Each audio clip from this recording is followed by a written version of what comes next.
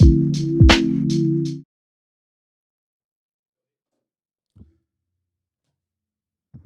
good? Yes, sir.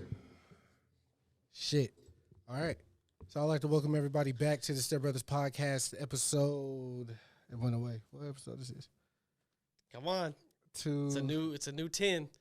40? 240. Okay, episode 240. We almost 300. half of 500. That's crazy. Oh, yeah, that too. Yeah, man. It's your host with the most, Chris Minor, a.k.a. Dino Spumoni, extra cheese and pepperoni, a.k.a. Talk to Me Nice, a.k.a. Young Chris Kringle, the gift that keeps on giving, a.k.a. Young Paulie Walnuts, a.k.a. Young Victor Moan Jr., a.k.a. Young Wikipedia, a.k.a. Wick Ross, a.k.a. the bad boy of Goodwill, you feel me? A.k.a. Did I say Talk to Me Nice? A.k.a. Talk to Me Nice if I didn't do it again. Yeah. What's good, Dalton? Man, I'm out here, you know what I'm saying? Dad, D-A-double-D, Dad Gang, official, affiliate. You know what I'm saying? We've been saying the hat matches the fabric in the sweater. That's right. I'm saying we out here. You know, I wake up at sunrise to see my sunrise. It's such a bar, bro. I can't wait to say it myself. I only wake up at sunrise to see my penis just bringing you rise. this wholesome content. Is it wholesome? I said it while you were saying your thing, but I was like, I only wake up in the morning to see my penis rise. And you said we do wholesome content from my side. Yeah. I'm the wholesome one. So, if you never noticed, if you're on the video, that's us. We have like a triple inception right here. Yes. This USB wasn't formatted for this TV. It was good on TV. The image looked good. Wasn't showing up, so we're just playing the last episode on the screen here. So we're gonna do a poll for our listeners. Vote up yes if I should take this girl here on a date to McDonald's. All right, we're gonna do. From the last episode. Yeah. If I should take Brittany on a date to McDonald's next week, y'all do get at us on Twitter, Instagram, TikTok, Facebook. Let me know if I should take Brittany on a date. I feel like I should. I feel like I can show her. Brittany, feel free to vote as well. You have a say in this. I feel like she should see the other side of life. You know what I'm saying? But shout out to those young ladies.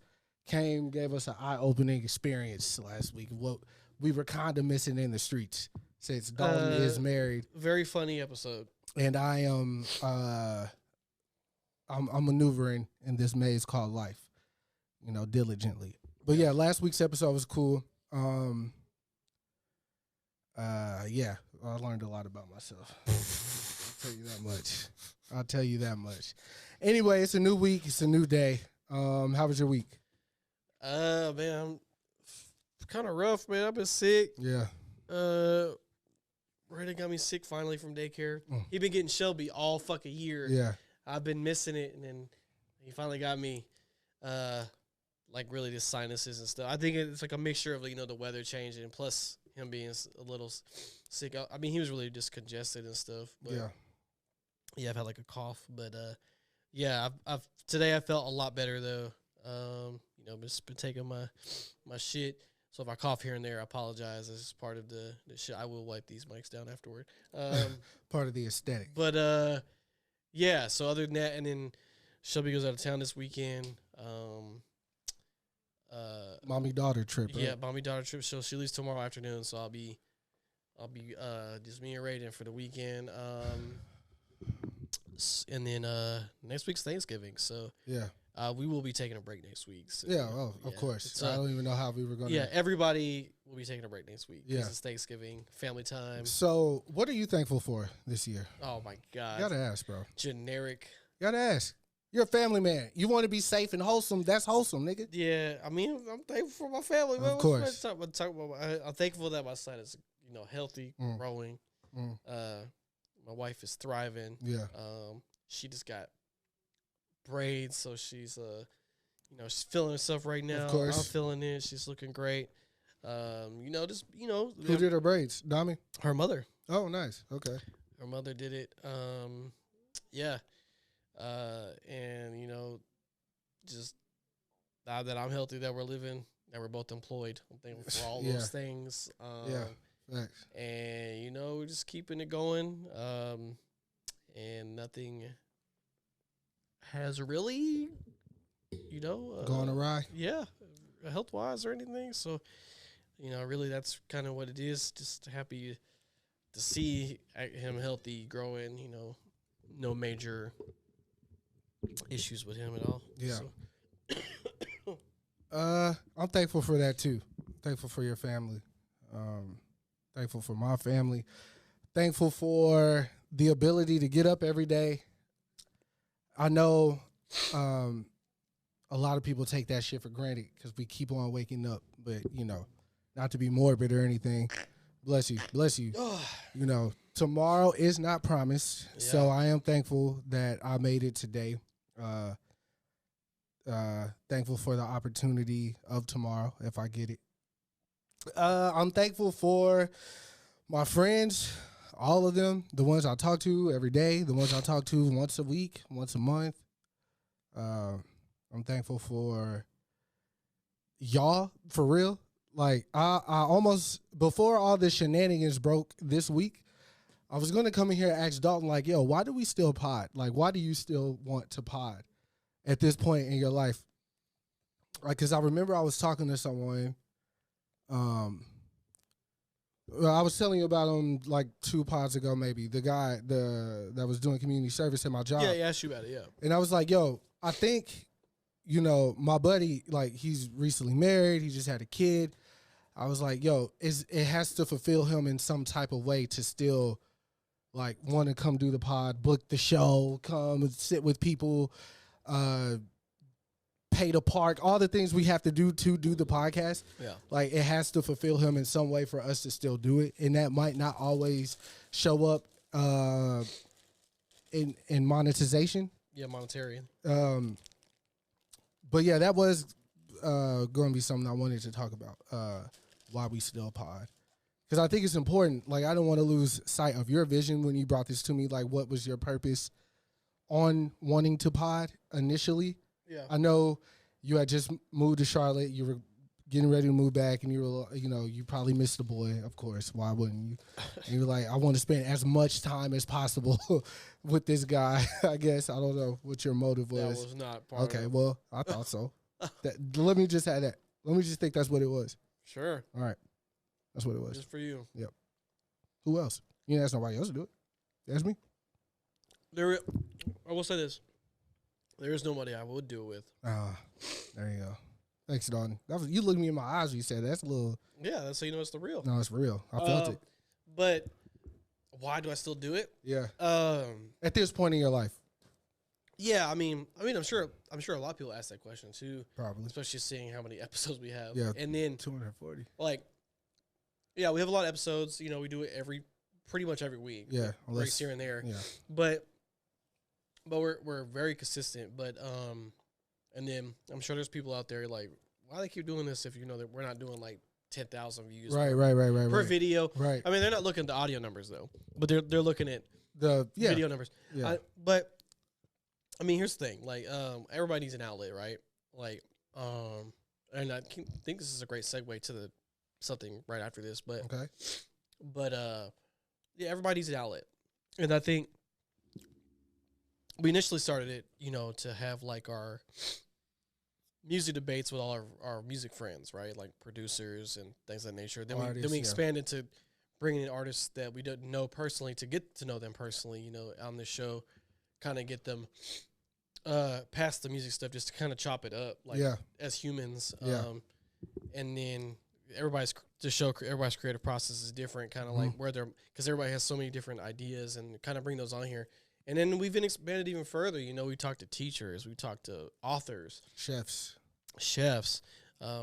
OnlyFans girls. Like, yeah, shout out to Amanda. and sometimes just regular people, like that, just like that we know that want to come on and just like the 2 young ladies from last week. Yeah, like, so they're saying it's all like, now we're kind of like expanding, because like, funny enough, the Hello Studios interviewed me for their newsletter, and they asked me that question too, like, what is your podcast about? And it's kind of a hard question to answer, really, like, because I was like, I don't know if we have like, if it's like something it's about. I was like, really, what it is kind of like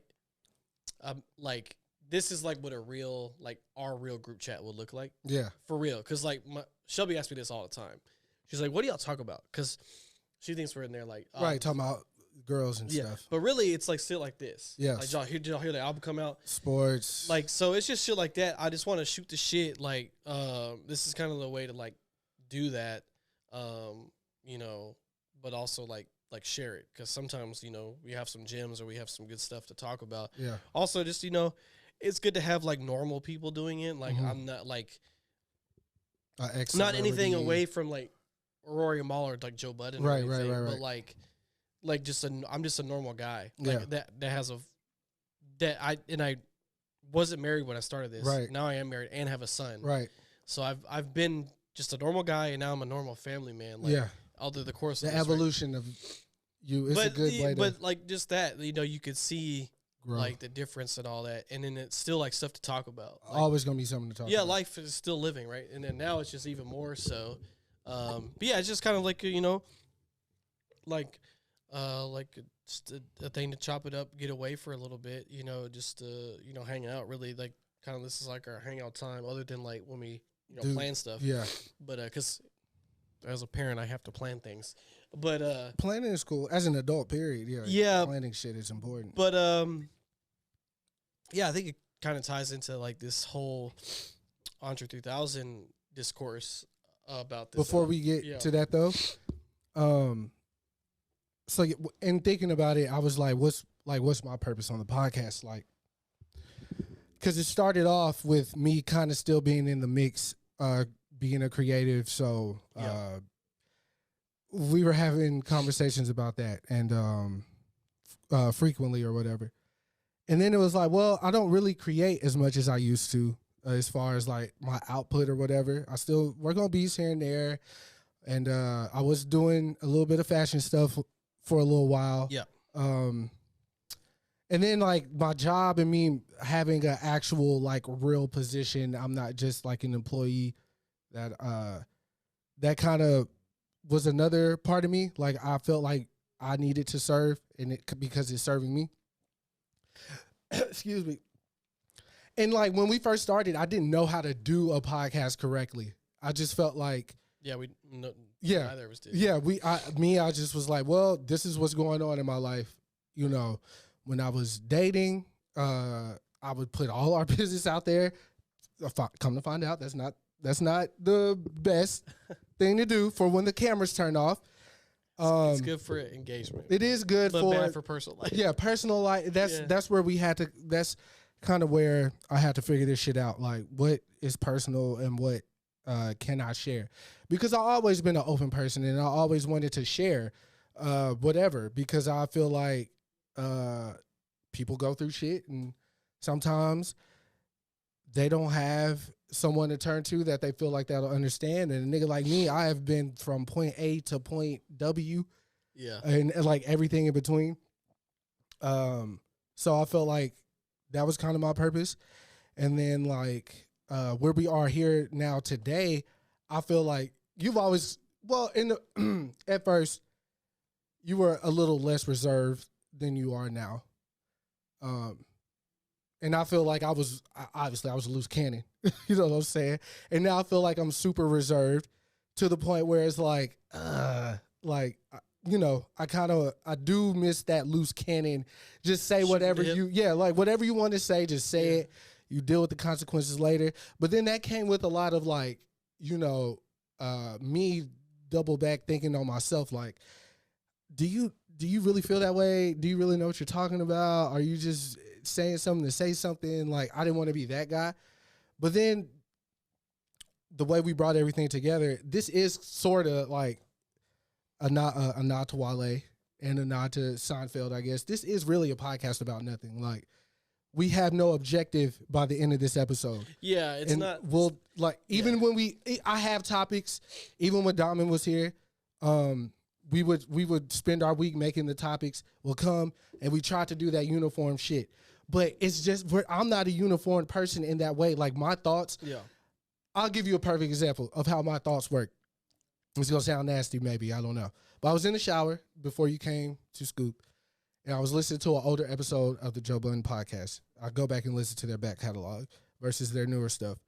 And they were just talking about how they just did a show in Detroit. And then randomly, I'm in the shower, probably washing my pits, whatever. I'm like, oh, yeah, V's is from Detroit. I wonder if V's went to that show, because that's like a industry event almost, kind of. You know, these are industry people. They're doing something in your city. I wonder if he went. And then I was thinking, oh, what if Visa's homeboys were like, oh, you go to a podcast, nigga? That's whack. Because, like, he's like a street guy or whatever. Like, why are you going to a podcast, even though he's an industry guy? Or he wanted to be at that time, maybe. But just from him saying, Joe saying they were in Detroit, my thoughts, like, went to everywhere else. You know what I'm saying? And that's how we kind of do the podcast, like, or at least I will. So there's not anything uniform about it. We really are up here just shooting the shit. And I thought about it like, man, maybe that's why we haven't got approached for real to like do anything bigger than what we've been doing, because we're not like a uniform show. We're not produced or whatever. Well, at the end of the day, I'm like, fuck that shit, because life isn't produced. You know what I'm saying? Like, yeah.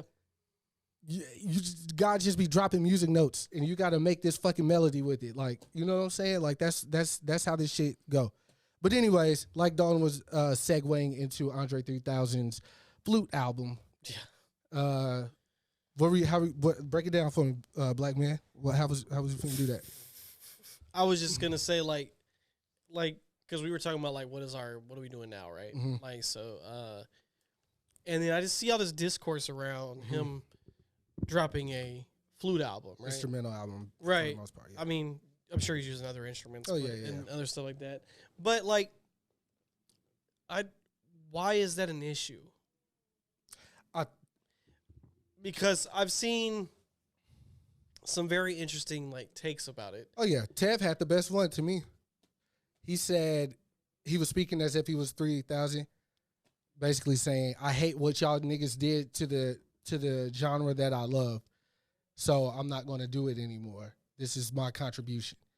And even that, like, I appreciate Tev's perspective, of course, but like you said, what is wrong with him doing the instrumental album?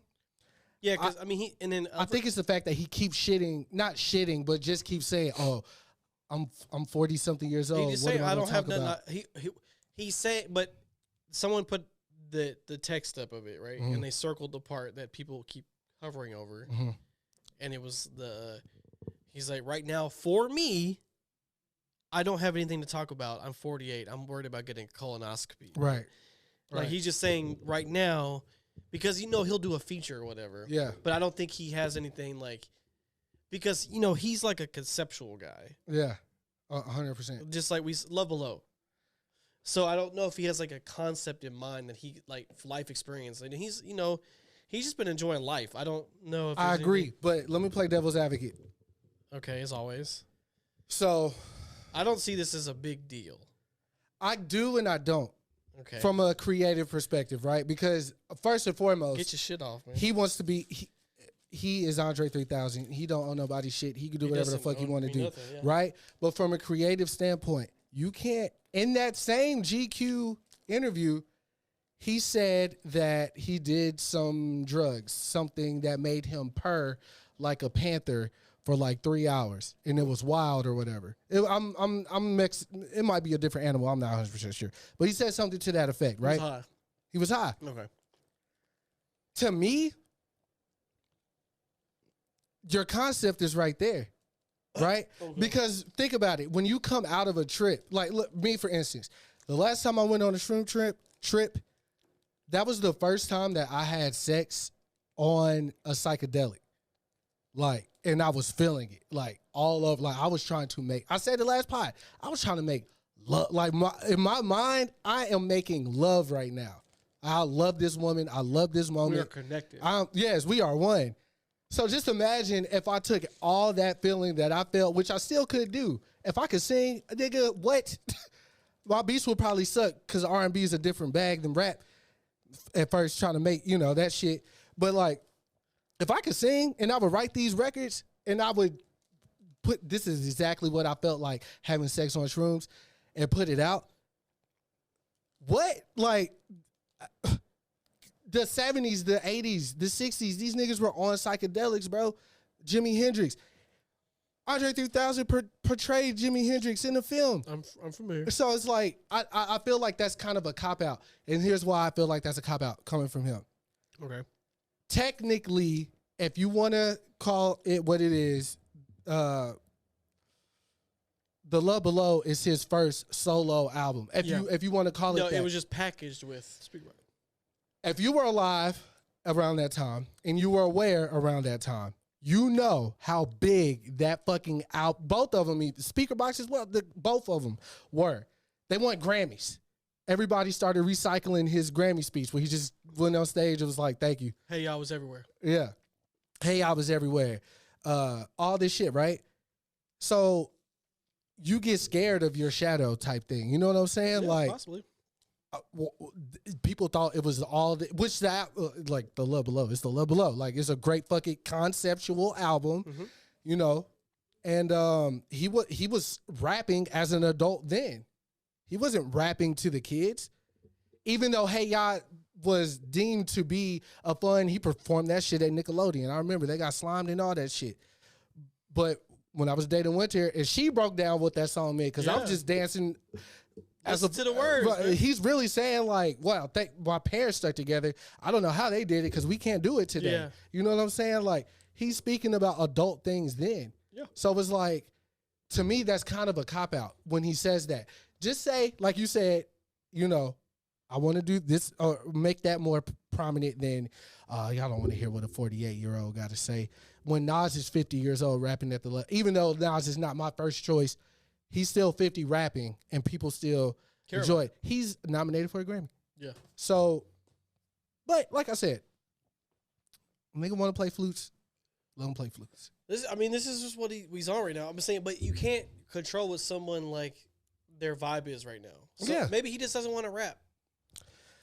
On the contrary, though, what he did on the Killer Mike's album, yeah, Frank's album, Kanye's Frank's album was years ago, though. Okay, Kanye was the most recent one. No, Killer Mike was this year. I'm saying, like, besides Killer Mike, it was Kanye. And even what he did on that was adult content. Yeah. But see, I don't think features are like what he's talking about. Yeah, but because he's been thriving on features for fucking decades. Since 2000. So, when did Channel Orange drop? Really, Take Care was the first feature we heard from him in a while, outside of the Devin the Dude. What a job this is. Green Light. Green Light. Yeah, all that shit. Take Care was the first big, like, mainstream. And that verse, still to this day, even that verse was very adult. Like, so that's what was okay. So, like, you have to at least be 18 to get in the But I'm saying, club. if he doesn't want to make a solo album, it just is what it is. A solo rap album. Yeah, so no matter what we want to talk about, like, he doesn't want to do it. And he can say whatever he wants. The problem I had was someone compared him to Lauryn Hill, and that pissed me off. I low-key was about to do the same, but not in a negative sense. No, like, they said that at this point he's acting like Lauryn Hill. Oh no, I wouldn't agree with that. I would just say more of, you put out a phenomenal album that got all these reviews, and you're scared to not come anything close to. I mean, all their albums are good. All Outkast albums are dope. Yeah. So, like, yeah, I mean, but there's a point where some people just don't want to do this shit no more. Yeah. And then it happens to a lot of people, like, especially like that. Like, if he reached the pinnacle, right? He has a diamond selling album. Yeah. He has Grammys.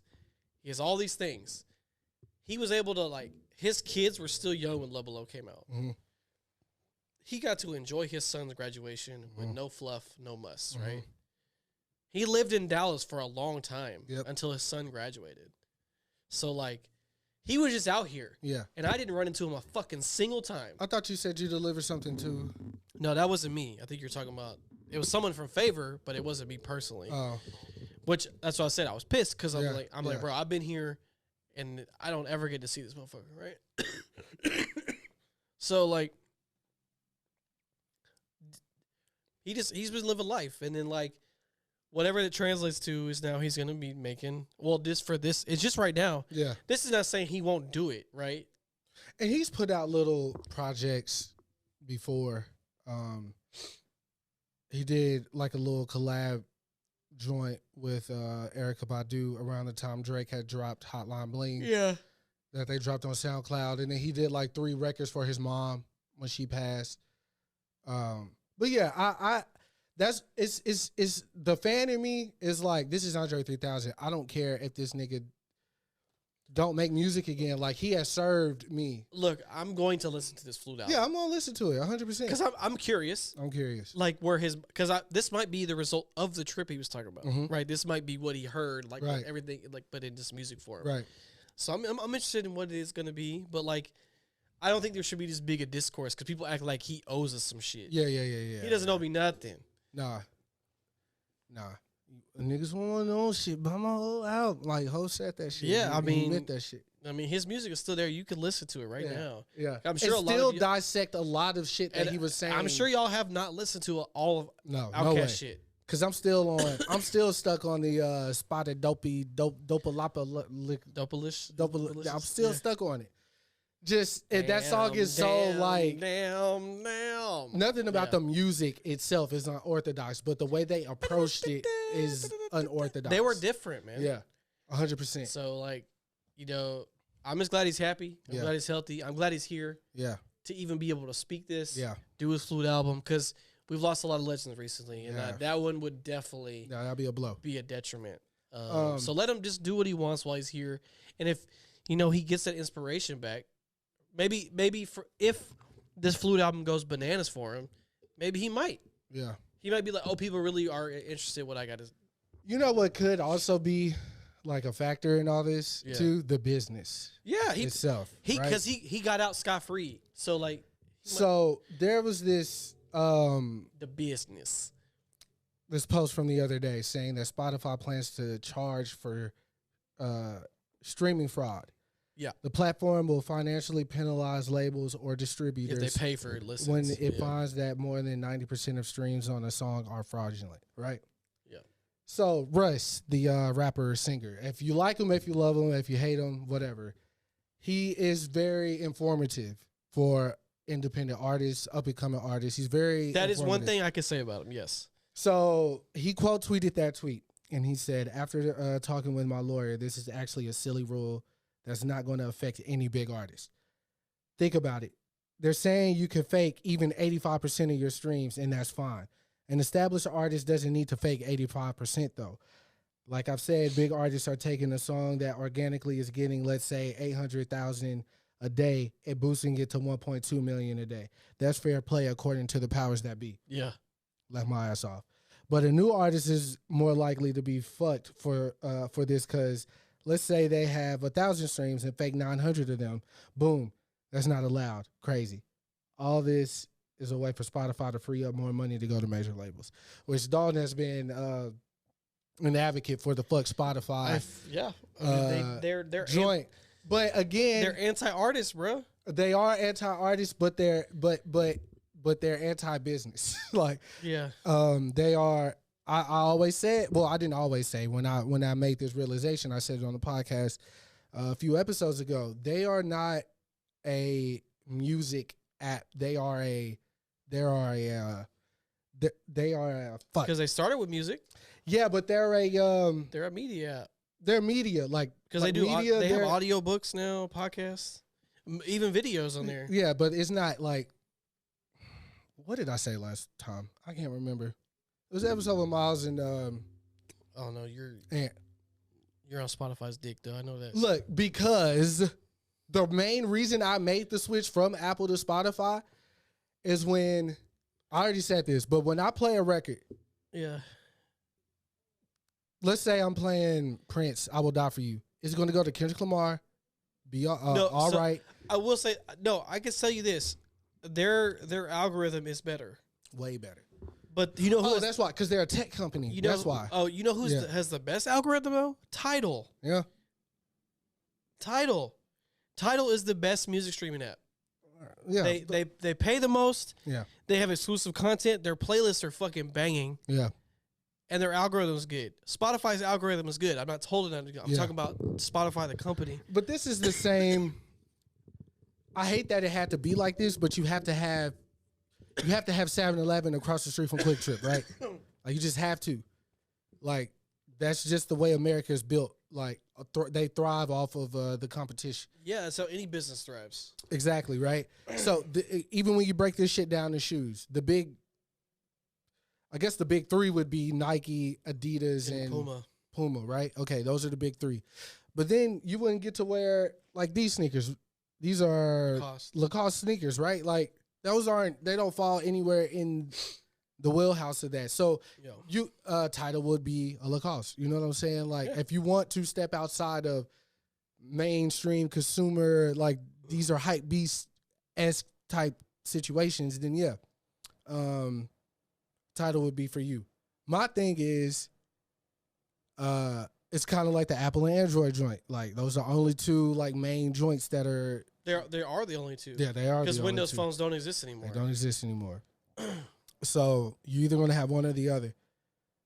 My thing, I never want to shun, like when especially while we were like coming up, and I was the only one in the group chat with the green bubbles, and everybody was like, "Come on, Chris, you got to get with it, bro. Like Apple's the wave, this and that." But I was like, well, I could like download my beats like directly to my phone though, like. I don't have to open notes and do all this shit. Like it'll be in my music folder. You're never gonna see me cap for Android. Fuck Android. I'm just saying, like the little nuances that come with each.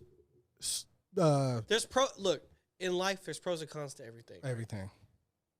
But I am strictly speaking for my fellow people, right? Mm-hmm. Like, I can't support something that doesn't support you. Now I know a lot of artists still fuck with Spotify, like. They will post their Spotify links before any other one, right? But majority of people have Spotify. Yeah, because they have a free account. Yeah, you can get on Spotify for free. You just gotta listen to ads. But most people go to a playlist. They don't care if it's on shuffle. They're gonna shuffle it anyway. It's a playlist. Yeah, pick around. So then you'll just get an ad every so often.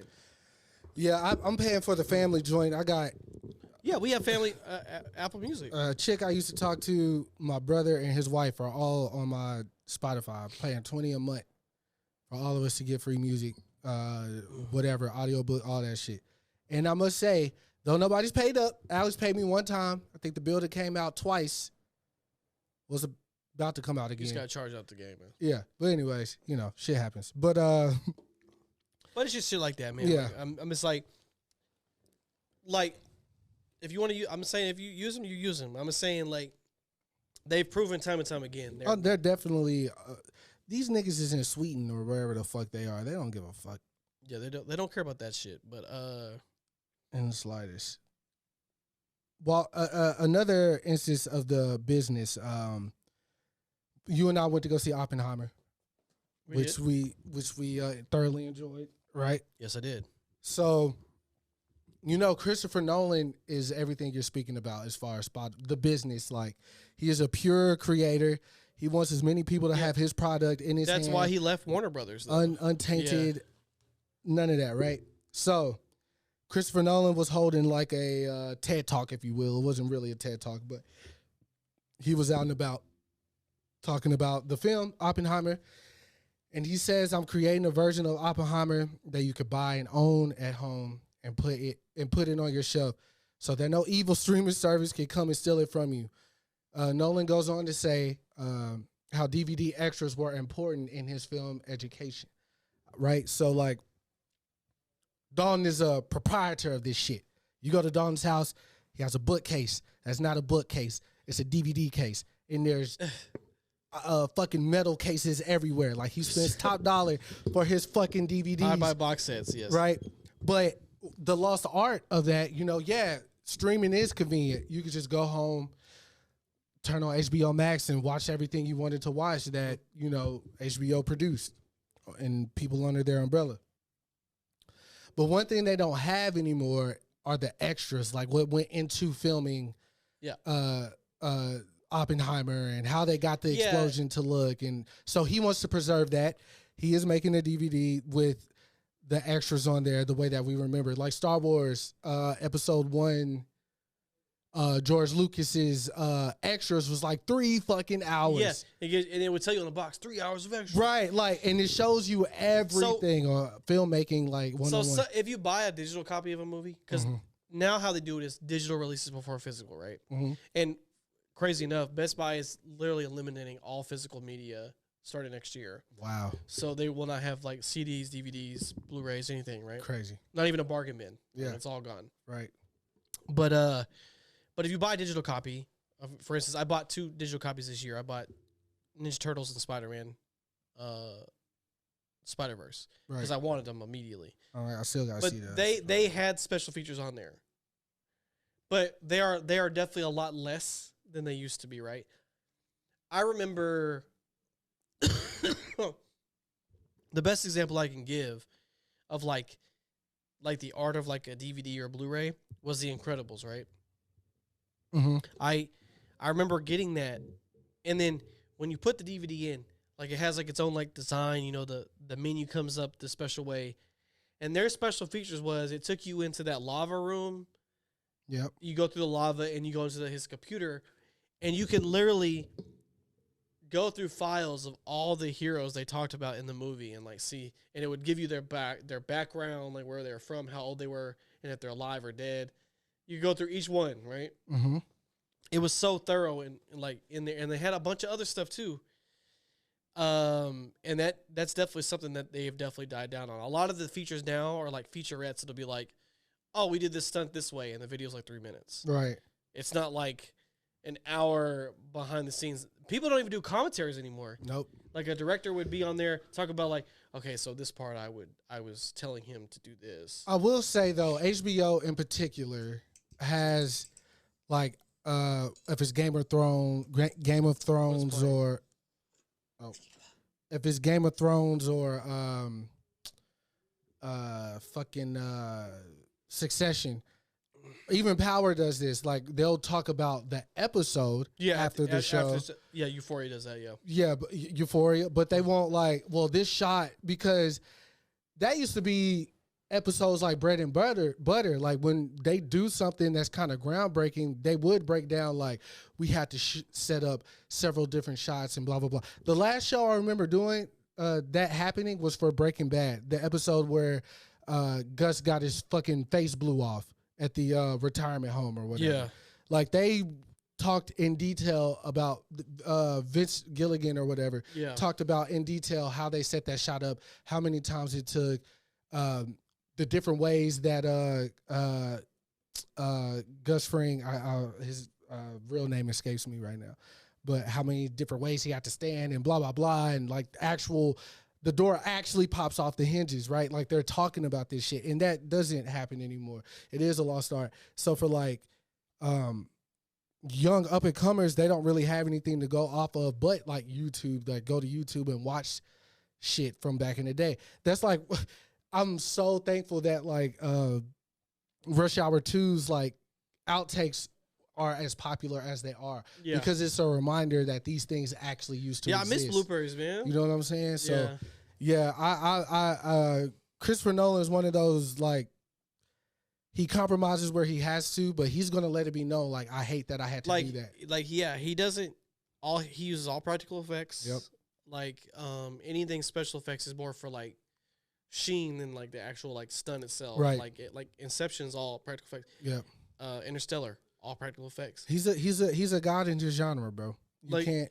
Like, he's like, I don't like to see, like, I that's the shit you want to see, right? It's right. Like when you're talking about like film, the magic behind the movie, right? Like the film, like I'm not saying you can't have fun movies, of course. Like I don't need to see it behind the scenes of every comedy movie. Right. Like StepBrothers, I would love to watch. Right, because but like I was all improv. Like we get it, but like I'm saying, movies like that, you want to see. Oh, how the fuck did they do this? What? Because and then like I want to hear from the actors what was going through your head when you were doing this part, right? Like because like sometimes their performance is like Cillian Murphy fucking smoked that movie. He right? did, and that was all face. Like that's what I'm saying. Like I need to know. You can't CGI that. I want to know like what you were feeling, man. Like because like sometimes they get really into the role. Intense. So.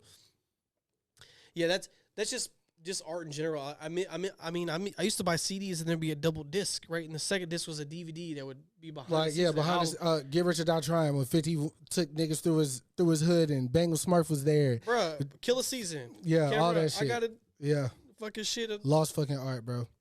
While we're on movies, though, we both went to go see the Marvels over the weekend. We did. I went on Saturday. You went Sunday. Look, I only went because I needed a date, like to go do something. And that was out. Yeah, and that was out. You know what I'm saying? I had no intention on going to see it outside of that. He was gonna wait for me to see it. Yeah, we were just gonna talk about it. Like he told me about the end credit scene before either one of us saw it. Yeah, I leaked early. So going into the film, I had no expectations. I didn't care. I wasn't expecting this film to tie into Iron Man 23 or whatever. You know what I'm saying? Like it's a film, and I'm going to watch it as a film. Besides the film, so we got the 2 for $30, right? At Studio Movie Grill. 2 for $30. Okay. Whatever. Got a Shirley Temple, as I usually do anywhere I go. And I think I got a drink. It was a big drink, like $14 or something. It was a big drink, like like a fishbowl type drink. Okay. My bill was $78. Oh yeah. 78. Oh yeah. So when the girl tell, because they take your card first now. Yeah. And I was like, she was going. My date was going to pay. Like she had the bread, so she was counting. 2, 4, 6, 8. She was literally $5 short in cash. So I was like, I got it. What she said was $78. I let her know that this is egregious. And the way black people let anybody know that something is egregious as far as pricing goes is damn. Yeah. That's all you need. That one word. I was like, nigga, $78, bro, for some I got chicken strips, fries, Shirley Temple. We got a little chips and dip. We didn't even but that came a part of that was an appetite. 78. I was like, I got it, paid, whatever. We're whatever. The movie starts. I do appreciate they got right into the shit. It's good to me. If you don't go into it thinking about why they haven't discussed a fucking intergalactic being sticking outside of the earth or any of that other extra shit, and you're just watching it for what they are presenting to you without all this cross-pollination, then it's a good film. I don't have any quarrels about it. The only thing I didn't like, honestly, was how you could tell, like, space isn't space. Oh, yeah. Like the CGI, that part, you could just tell. It was like, it kind of looked a little wonky, like these people are just in front of a black screen right now type situation. The volume, yeah. Yeah, exactly. There was no depth to it. Yeah. But outside of little stupid shit like that, I didn't have a problem with the story, how it flowed. Yeah, look, whatever flowed. To be honest, this is one of those movies that's just like a fun movie. Yeah. And I know it's gonna be weird to say, but it seems like they want to be in the movie. Like they're having fun with the movie. Yeah. Like Samuel Jackson was having fun in the movie. Yeah. He wasn't like depressing like he was in that fucking show. Black Girl Magic. Yeah. Yeah. And I just got to give a round of applause to the Alan Vellani who plays Miss Marvel. Like she is just so charming. Like literally you can't I can't not smile like when she's like on the screen. She's good because she's like just having a fucking time of her life playing this shit. And this is the thing. It was a nice fun movie. It was a nice fun movie. And the after credit scene was fire. This is the thing about Captain Marvel in particular. After that first film, I feel like a lot of and this is 2-part. So, did a lot of men bash Captain Marvel when it came out? Yes. They still do. It's too woke. All that shit. Brie Larson sucks. She's not good. Why'd y'all cast her? She has no personality. She's dry. All these things, right? But then this film put that into more perspective for me. Like, I didn't have an issue with her performance in the first film. I didn't have an issue with her performance in the second film. But hearing all that chatter, then watching the second film, I'm like, bro, she's out of time, meaning, she lost her memories. She woke up it's a lot. She was going, like, she doesn't know how to be today. All she's done is battle since the You know what I'm saying? So her, like, kind of being cut off from everything makes sense if you think about it from that perspective. Like, she played that role well. Like, she seemed disassociated with everything happening around her. The only thing she knew, the first thing she said when she brought Tony and them back from space was like, let's go run up on this nigga. Like you said, all she knows is war. Like, and Thor, and they did the little face off thing, and Thor was like, is she intimidated, like, or is she just talking type shit? And he saw, oh, she really about that. And he was shit. like, I like this one. Yeah, let's go. You know what I'm saying? Like Dalton said, all this bitch knows war, and I fuck with that. Throw these hoes. I don't want to talk. We ain't got to no pleasantries. And she about that action. Always. She's about that action. And then also, it kind of goes deeper into like, because the biggest thing with that movie, the first movie, was like why they said in the 90s, because like really she's like the first hero before, after Captain America. Right. And she's like kind of the reason why Nick Fury even started the Avengers. Right, Shield and all that shit. Yeah. But she was just basically like, I did some fucked up shit, and I was too ashamed to like come back to you, like, as your aunt, because like I literally almost like destroyed a whole planet. Like, now I did see discourse on like why didn't we get that story, like. Because I can tell you right now that they cut some of this. They definitely cut a lot of this movie out. Oh yeah. You can tell. Yeah.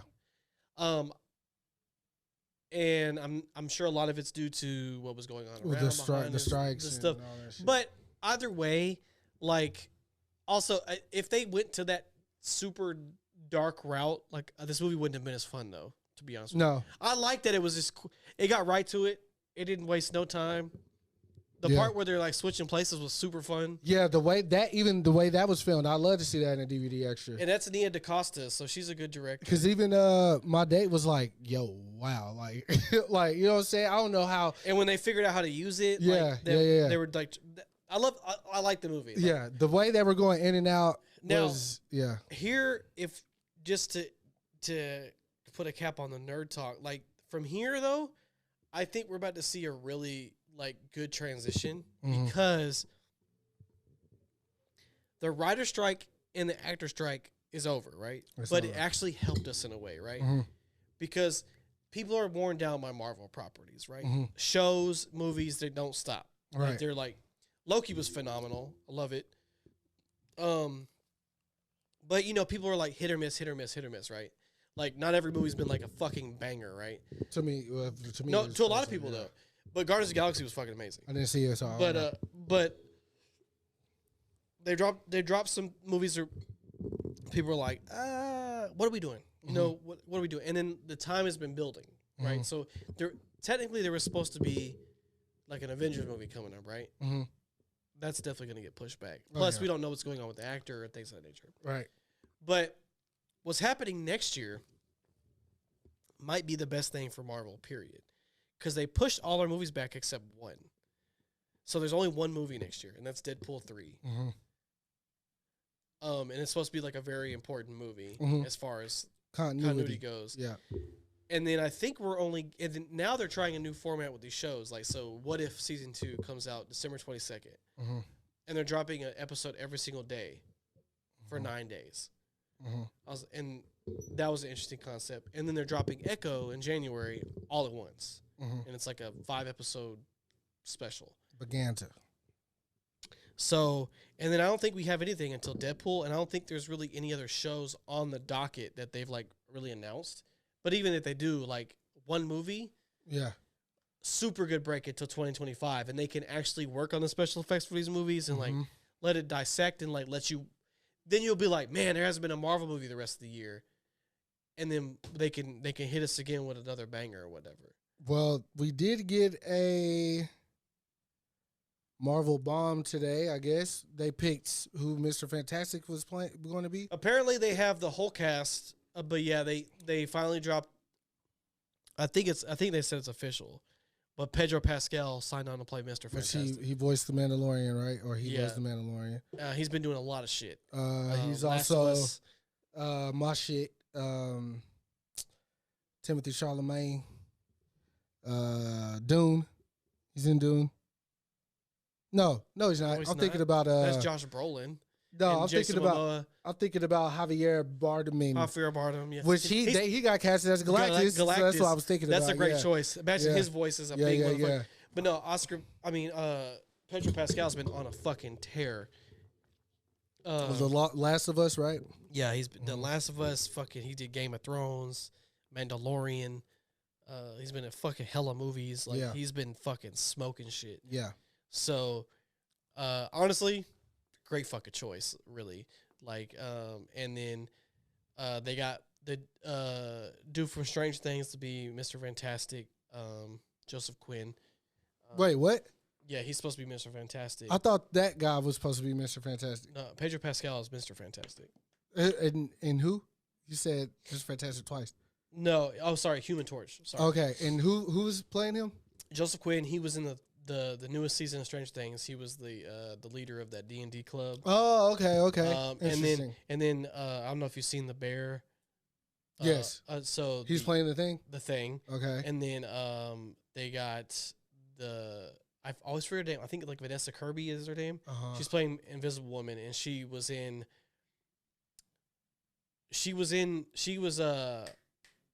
Jason Statham's sister in the Fast and Furious movies. She's in Hobbs and Shaw, I think. Yeah, she's in the new Mission Impossible. I don't know what movies you have seen that she's in, but she's a white woman. But they got the cast rounded out. But I mean, it seems good, but they just got to do it right, you know. So obviously, this is an older, mature, which is good. I hope they just see the easiest thing they can do is just be like they came from a different universe, bro. Just call it a fucking day. They don't need to have to be like we've been here, or we've been trapped in the negative zone this whole time, right? But we'll see what they do, but you know, I could use a break too, to be honest. I kind of want to get to more just like going to see a fucking movie like we did with Oppenheimer.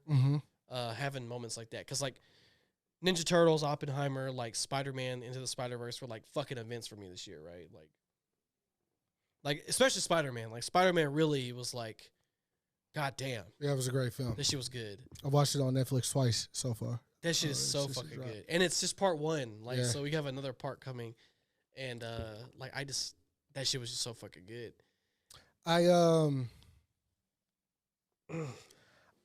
While we're...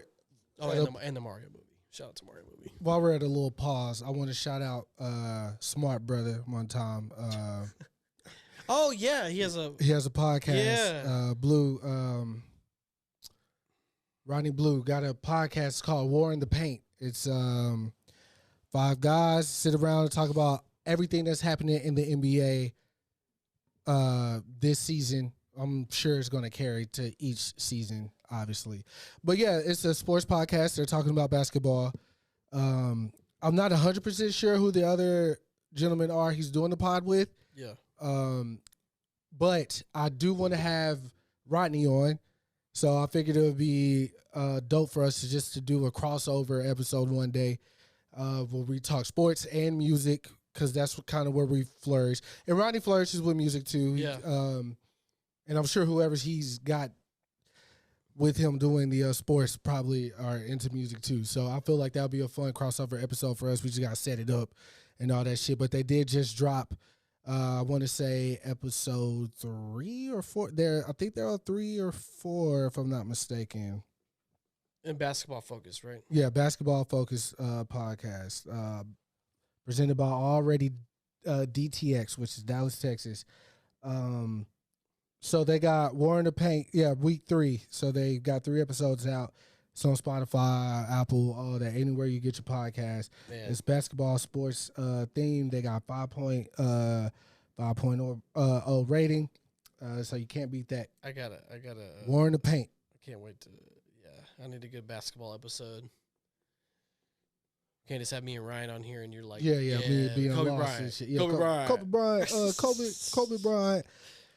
Also, if we could take it back to music for a bit, I do have a call I want to make very quickly. I had a coworker whose favorite artist is Tyler, the Creator, so she spent big bucks to go see him perform at Camp Flognaw, his festival here recently. I don't know if I'm not connected probably. Have I connected to this room? You want to connect? I got to go over there real quick. I don't know if she's going to answer. It might be her bedtime. I don't know which one it is.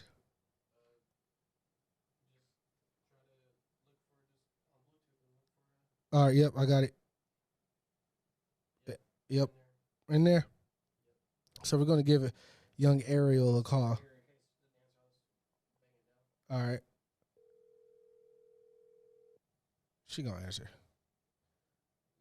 Yeah, it's ringing. It's not too loud though, but I hear it ringing. Oh, Oh, hey Ariel, what's up? nothing much. This is your captain speaking. Mhm. Look, so I kind of already introed the part for you to just dive right in and talk about your experience at Camp Flognog.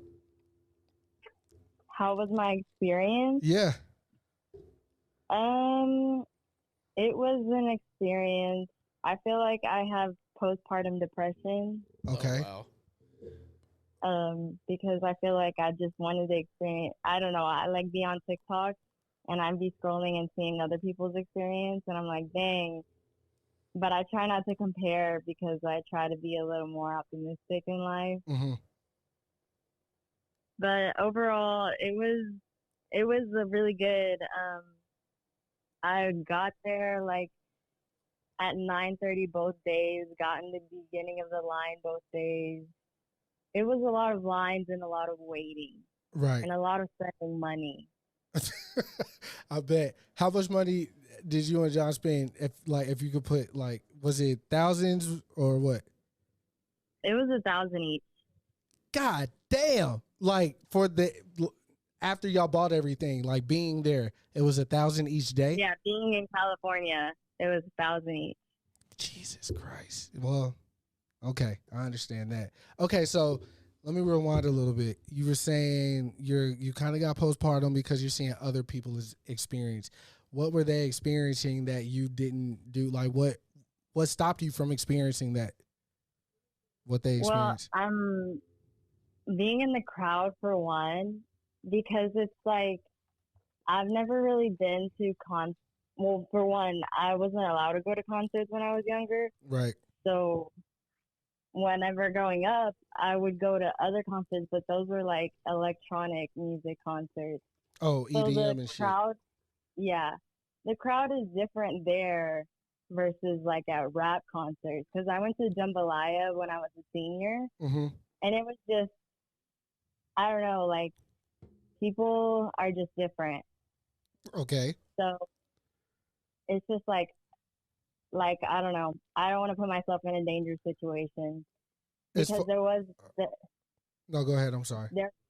there was like I tried getting to the front, but it was just so crowded. And like I have that anxiety of like I don't want to go through somebody and then be like, hey, we're all like we've been here forever. You're not allowed to go in the front. So Right. I pretty much stayed like in the middle, and I guess that's what I wish I experienced more was to go up to the front. I understand. I kind of had that same thing happen when I went to go see Kanye at Yeezus. I didn't want to I didn't want to like invade people's space to try to get a better view or whatever. So I understand that. Yeah, but it was fun. There was like it was crazy because I met so many people, and like I would people watch, and I would see people like, no way, bro, you're here. Like they would just see somebody and they're like, oh my gosh. And so I just thought that was crazy. But what was crazier was I was playing a game by myself, and I was wearing this shirt, this Odd Future shirt I got from Goodwill. And this guy, and he was like, hey, I used to have that shirt. I was like, oh, that's cool. We started small talking, nothing big. His name was Omar, and his friend was Aliyah or Aaliyah, something like that. Uh-huh. And they were just talking with me, and we were getting to know each other. And then I was like, okay, well, I guess I'll see y'all around. And then I walked away, and I got on the phone with John because we were in different places because he was getting merch, he was getting games, whatever. And then they were like, hey, Ariel, Ariel. And I hear them in the background. And then they're like, hey, are you by yourself? And I was like, no, I'm with my boyfriend, but what sets are y'all going to? And we just conversated on what sets they're going to. One of them had a general pass, and the other one had VIP. So I was like, okay, well, if I see you, I see you, you know? Right. And that was cool, whatever. Fast forward, we're at Cesar, and we go inside the crowd, and it was really, really crowded. And at that point, we're waiting there for an hour, because Ice Spice was playing. Or no. Who was playing before Cesar? Rex Orange County was playing before Cesar. And so after that, there was like an hour in between. And I'm just waiting there. This girl tries to go past me, and I'm like, okay, that's cool, whatever. But she stays stuck, like, in front of me. Uh-huh. And then the crowd gets to know each other, like, because John sat down. People are sitting down. They're saving their spots.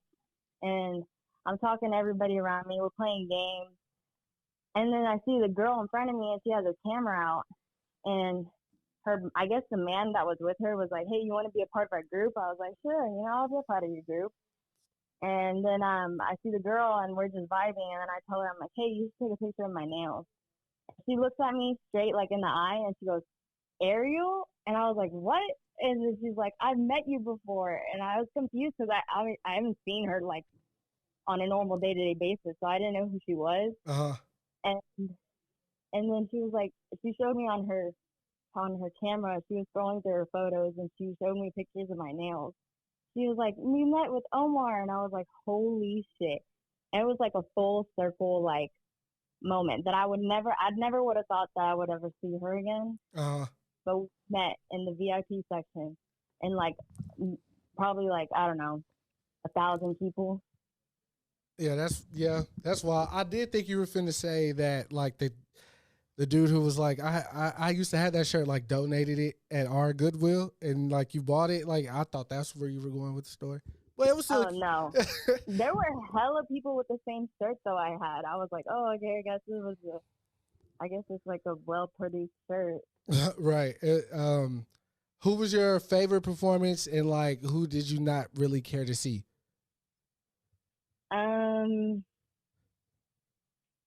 Well, I obviously don't want to say my favorite performance is Tyler, the Creator. Why not?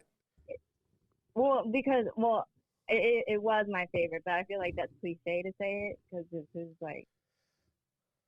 Well, somebody has sent me the clips performance, like the whole 40 minutes, and I was like thoroughly impressed. And even when you were telling me at work that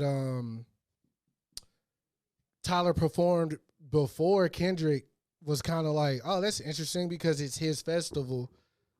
Like, I didn't expect that at all for that to be the case. So, like, it'll be okay for you to say that Tyler was your favorite performance, though. Like, that's.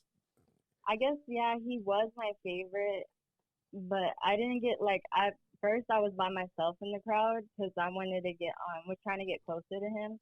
John was getting video from outside the crowd because he said it was a better view, like you could see everything. Right. So like, and then I went back to him. So I went back mid Tyler performance, and then I went through my videos, and honestly, I didn't record that much, so it's not like a big deal to me because I don't have social media, so it's not like I'm posting this shit. But like, you don't have social media? No. I've seen your TikTok, bro. Except for TikTok. I don't have regular social media. You kind of go crazy on TikTok too, by the way. I didn't know you got like 1 million views or some shit, or 1 million something. Yeah. Anyways, how'd you acquire that?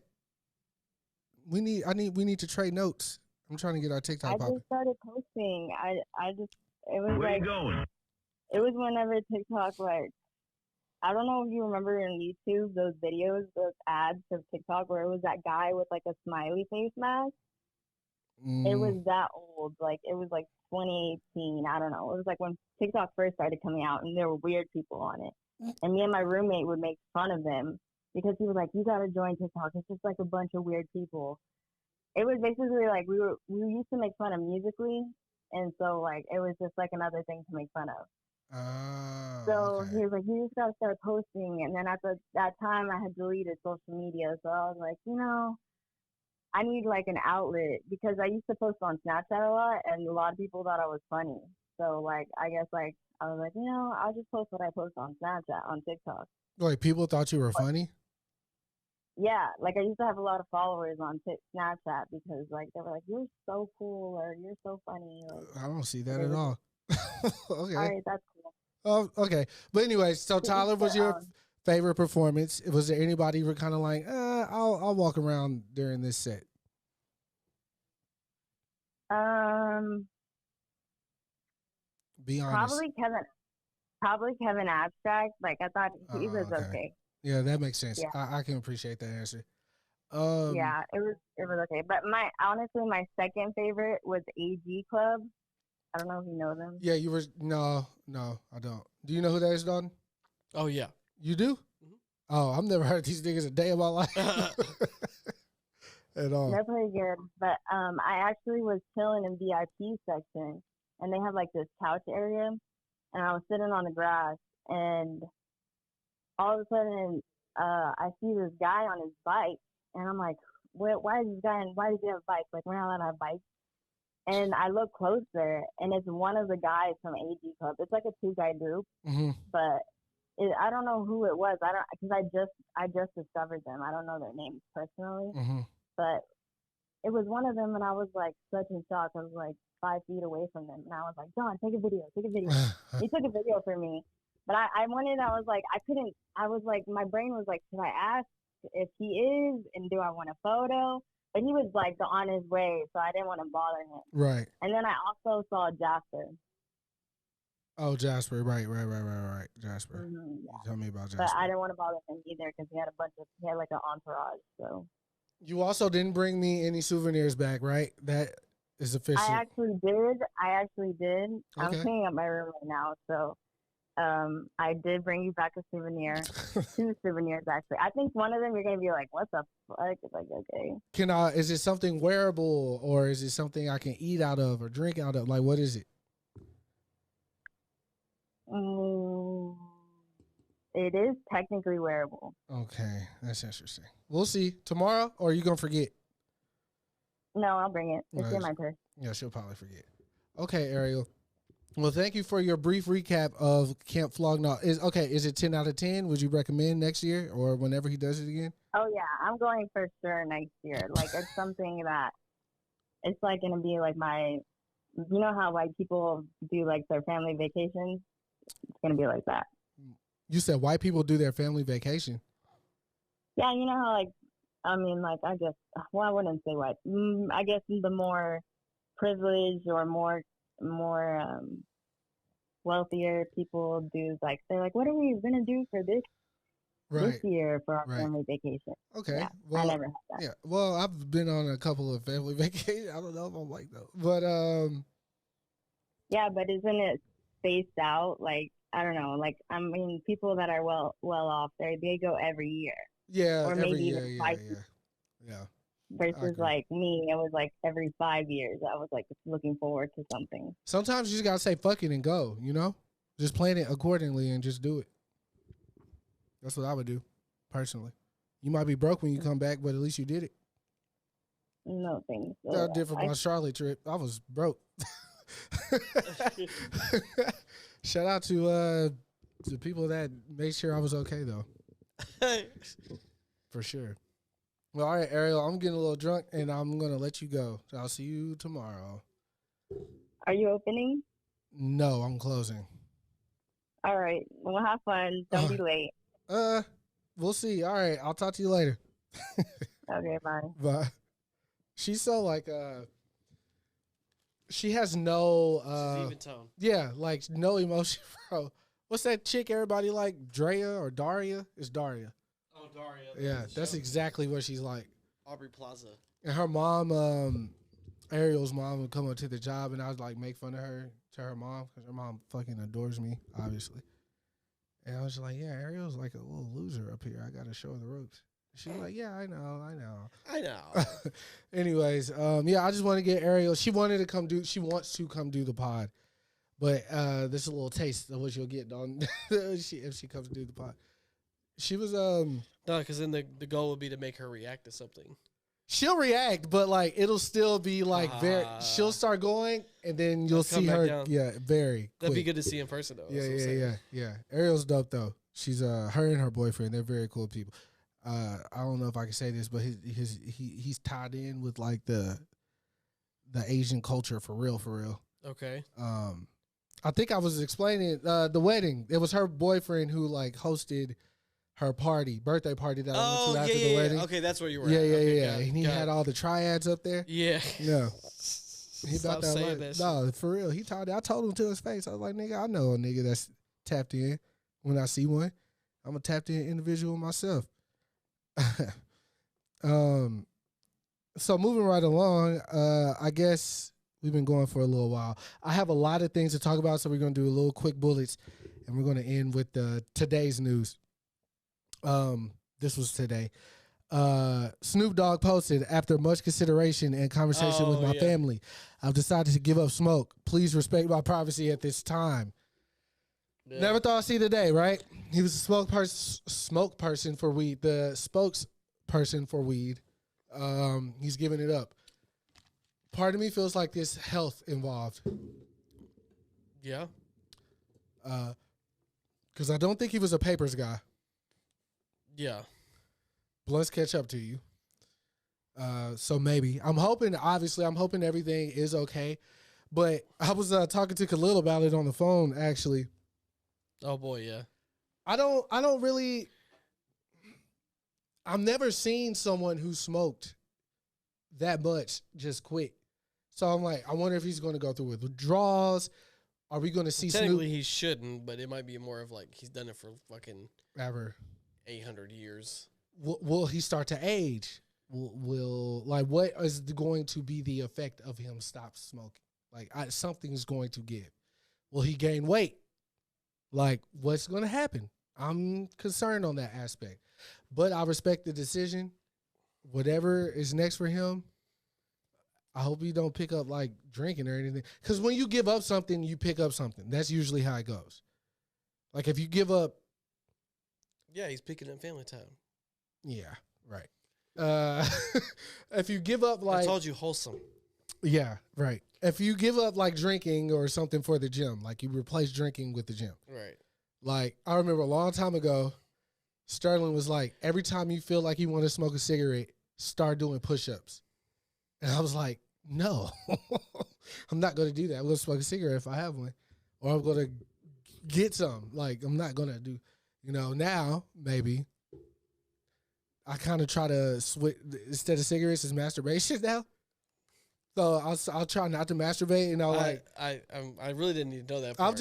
Look, you said wholesome. That's wholesome. Like, is it? I'm trying not to masturbate no more, so I do push-ups. Yeah, that's wholesome. Yeah, because it's the power's in the mind, dog. The power's in the mind. Not only am I building my body up, but I'm building up my mental fortitude. Okay. All right? So, you know what? I'll take back what I said. I support Snoop on his endeavor. I hope you stop masturbating too, brother. All right. That was one quick bullet. Quick bullet two. Golden State Warriors. No. Draymond Green. Yeah, I was like, don't put the whole team on it. Okay. The one person, yeah. Look, when I saw the shit happening last night, I wasn't going to say anything. Vendetta. I wasn't going to say nothing. Yeah. If you're living under a rock, it was... Oh, I can't wait. Speaking of that basketball podcast, I can't wait to hear what they say. That's probably going to be... War in the Paint. I hope y'all covered this the way we about to cover this, because we about to take it there. Draymond Green. Yeah. You could type this up faster than me. Give me Draymond Green's shit for like a season. Give me all his shit. I want to know. Like his stats? Yeah. Okay. Give me his stats. But stick with me because I'm taking y'all somewhere. Because the real work is not going to reflect in those stats that Dalton is looking up right now. The real work comes when it comes to fucking being a defender on and off the court for the Golden State Warriors. All right, so I'll just do last year and this year so far. Okay. So last year he played 73 games. Okay, that's good, right?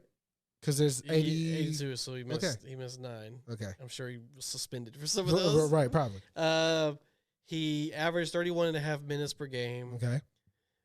He averaged 8.5 points per game, 7.2 rebounds, and 6.8 assists per game. So they was if you was a nigga on the street, not nigga. If you're a person on the street, you would say Draymond averaged an 8, 6, and what? What'd you say? 8, 7, and 6. 8, 7, and 6. Now in basketball terms, that's not great, right? Well, no. So he's primarily a defensive player. Okay. So you're not going to see a high output of points, right? Right. I'm looking at his career stats here, right? his highest career year was 2015 for points. He averaged 14 points per game. He played 81 games that year. Then he averaged 9.5 rebounds and 7.4 assists. That was his best statistical career. They don't have a position for the enforcer. Okay? Yeah, so he's more of a defensive player. So 8 points a game, nothing crazy, but 7 rebounds and 6 assists a game is very important. Right. So you need that. Yeah. We got the ball back 7 times on a fluke. But his scoring is just kind of additional to the already high firepower they have. So again, Draymond is an enforcer for the Golden State Warriors. Yeah. Mainly Steph and Clay, predominantly Steph. Now, yeah, I'm just gonna pull up him as an example, just so you. What was the team they were facing last night? What Minnesota. They were the Minnesota Timberwolves, right? That's correct. Rudy Gobert that's the player's name that got hemmed up. Yep. Okay, now if y'all all remember, at the start of COVID, Rudy Gobert, he's from France or some shit, right? Yes, correct. When COVID started, he caused COVID. He touched all the mics and everything at the little press conference. Then he thought it was a joke. You thought it was a joke. Then we end up at Florida at Disney World at the bubble. Literally made Donovan Mitchell leave Utah. All right, and got him traded. So him and Draymond have had a history. Oh yeah, they tweets. I think he said insecurities are loud or some bullshit Rudy said, and Dre tweeted it back once they whooped them, whatever, right? But last night was different. Dre was like, you know what? It's time. It's time. I'm tired of this nigga, this light-skinned nigga. This shit was so vendetta for sure. Look, it was the first quarter. Yeah, like 3 minutes. I my notes say it was 0.00. No, it was the first play of the game. It was like 3 minutes into the game. I thought it was maybe, I don't know. Maybe I'm it's like around 3 minutes into the game. Okay, about 3 minutes into the game. And for the first quarter. I believe the Warriors get a rebound. Yeah. They're going down the court. Clay gets tangled up with somebody. Mm-hmm. Rudy and Dre already having friction down on the other end. Right? So Rudy comes. But they have nothing to do with what's going on. What's going on with Clay and shit. Yeah. It's like going for the rebound situation. Rudy might have bumped Dre a little too hard. So as Rudy's running down the court because Clay and his teammate are getting into a little entanglement, Dre runs after Rudy. All right? And, what does he do? Now, he yams this nigga up, put him in the Ford Nelson, all right?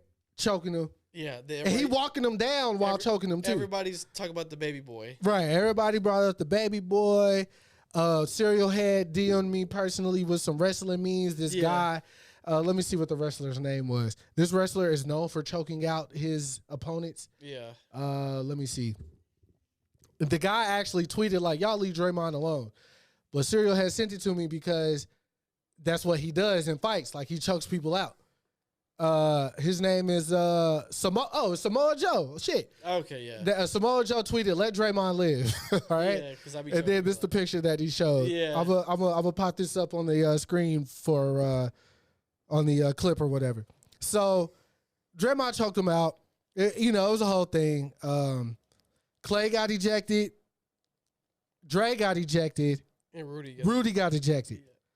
Everybody's question is, why the fuck did Rudy get ejected for getting choked out? You know what I'm saying? Like, but he did initiate the contact with Clay. Just because he a bitch. Yeah, just because he a bitch. And then Draymond got today that he's 5 games, right? Yeah.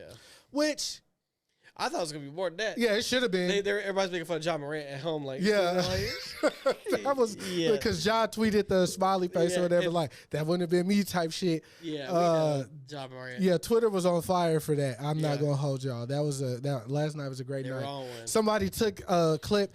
Look, this might have to be the clip just so I can post like all the Twitter shit that came of it. Yeah, find all the MVP. But somebody took the image of all them choked up and painted it as a Renaissance painting. Yeah, they actually painted it. Yeah. And that's exactly what it looks like. So it was amazing. Like 10 out of 10. And me being a Golden State Warriors fan, I am a fan. It's been documented. Yeah, he likes them. This was just fun for me to watch. Now, Rudy did say something that's interesting that we might got to dig a little. Maybe when we have War on the Paint on the podcast, Sure. we could bring this up and dive into it a little bit deeper. Sure. But every time Steph is out, this is what Rudy said.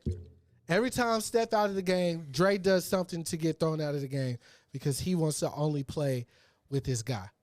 And someone says, statistically speaking, Rudy is correct, right?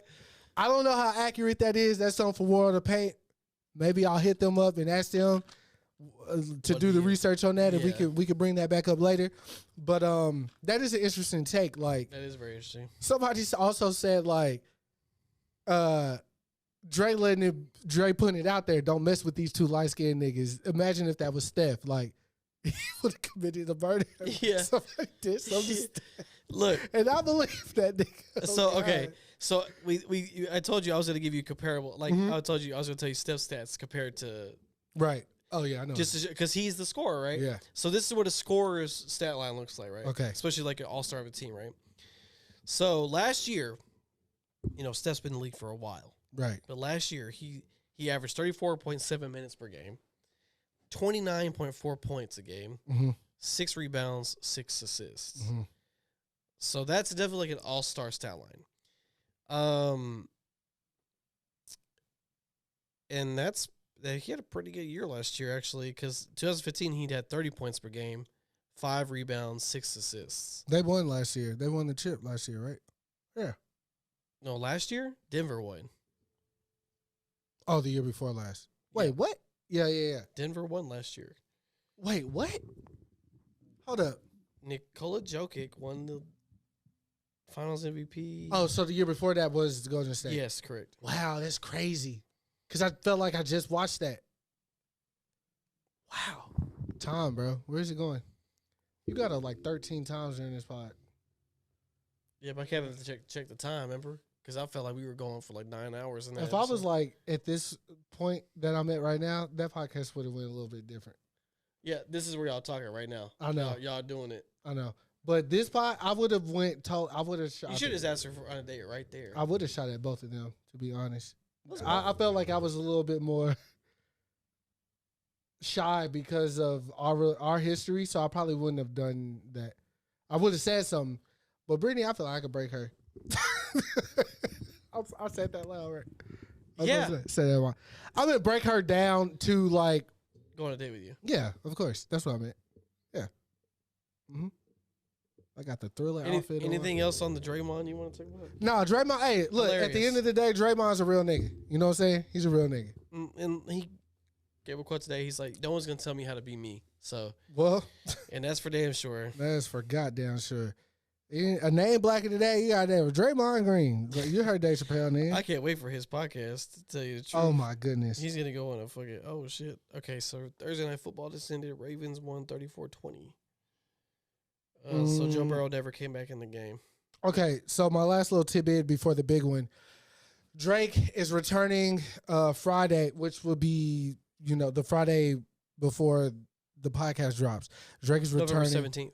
Yes, there you go. With Scary Hours 3, the discourse around this is, Joe Budden talked about him so bad it made him go back into the lab and put some music together just to prove that he still got it.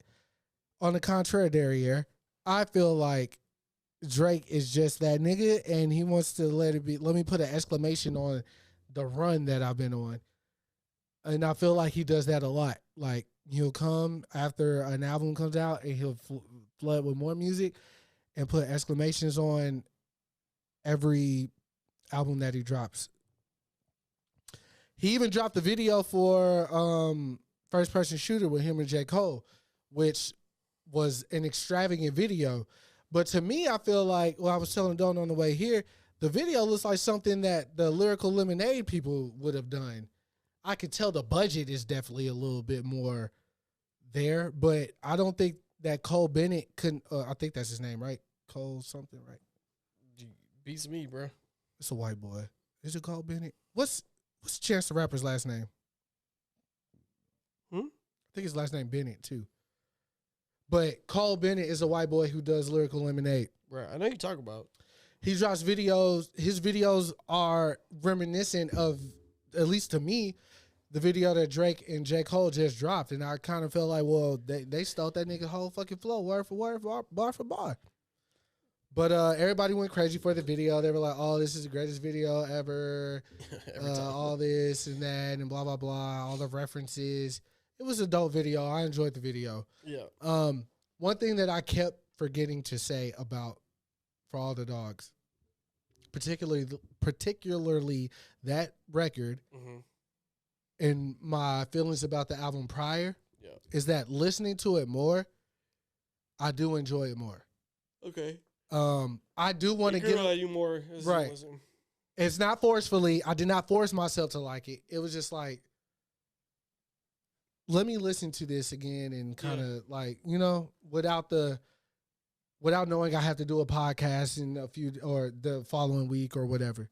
I do want to stop doing like, as soon as the album drop, we do the pod and review. Like, I want to actually, if it's an artist that I really care about, digest it more. I want to actually take in what they're delivering instead of like, because the first day, that's expectation day. That's like, I'm expecting Drake to be going here with this, and that's not what I got. Yeah. So that means that the music sucks because it didn't live up to some imaginary expectations that I had? No, right? Absolutely not. So the more I went back and listened to the album, the more I appreciated it. One. And two, our Charlotte trip made me appreciate Drake's. I already appreciated the Nadine, Pauline, Claudine. I already appreciated that. Yeah. But just between Tony and Ryan, we were saying it so much that weekend. I was just like, no, this nigga really blacked. Yeah. And then it's like, obviously, I dress better than Drake. That's 100%. Like, I think like everybody we know dress better than Drake, right? But obviously, he got more money. He has more. He has high dollar items on. Yeah, high dollar items. He get in touch with more women than we do in a lifetime, right? But it's still relatable. Mm-hmm. Like, regardless of the fact that like he's dating this caliber of women or he has this much money, the shit that he's saying is just some everyday nigga shit. If you really think about what he's saying, like, he looking for one girl in his phone, but all these other names pop up because of similar name or whatever. Yeah, nigga, I got that problem sometimes. You know, sometimes I do. You know what I'm saying? I know a couple of Courtneys. You know, I know a couple of Lauras, whatever. And, you know, it is relatable if you really out here like that. But all jokes aside, Drake's verse on, and then the discourse became about being, because Yachty did an interview with Cole, and they brought up the Joe Budden thing and everything about that song. And Cole was like, don't think Drake isn't waiting to get his lick back, like, as far as that competitive nature that goes into rap. Because Yachty was like, his generation, which I do agree with, is more about collaborative process. Yeah, like how the song turns out versus who got who on this or whatever. And Drake did take that approach. And for Drake to do that is very big of him. Step out of the way. Let me hear my brother. I know what this album finna do. I know what the stream's about to do. It's me and J. Cole. We haven't done the song together since In the Morning. Yeah, let's just see how this goes or whatever. It's end up being the number one song, right? But Drake still bodied that verse. Yeah, not like he didn't rap. Yeah. He bodied the first verse. I could see how y'all thought he was yada yada. But I even said, to me, Drake ushered in Cole for Cole to blast that part of the record. Yeah. And then Drake was like, because this is, look, rapper 101. Dalton, you can attest to this. I can attest to this. Any rapper can attest to this. Cole heard that record, that beat, and probably was like, oh, yeah, this is my shit. Like, I can body this. And Drake was probably like, I really don't know what I would do or say or how to approach this. So, okay, let me do this. All right, let me take it back to the drawing board. I'm gonna intro you in. You do you. I'm going to switch the beat, and I'm going to rap on something I feel like I can go in on The same way you just went in on this half of the beat. That happens in like rapper world more than not. It's like for the longest I feel like I couldn't rap on anybody else's beats but my own. And it took me and Miles locking in together for me to figure out like, okay, because you may be Sue. You can attest to this. The beats that you made, I might not be the first person you heard on those beats, right? Oh, yeah. Right?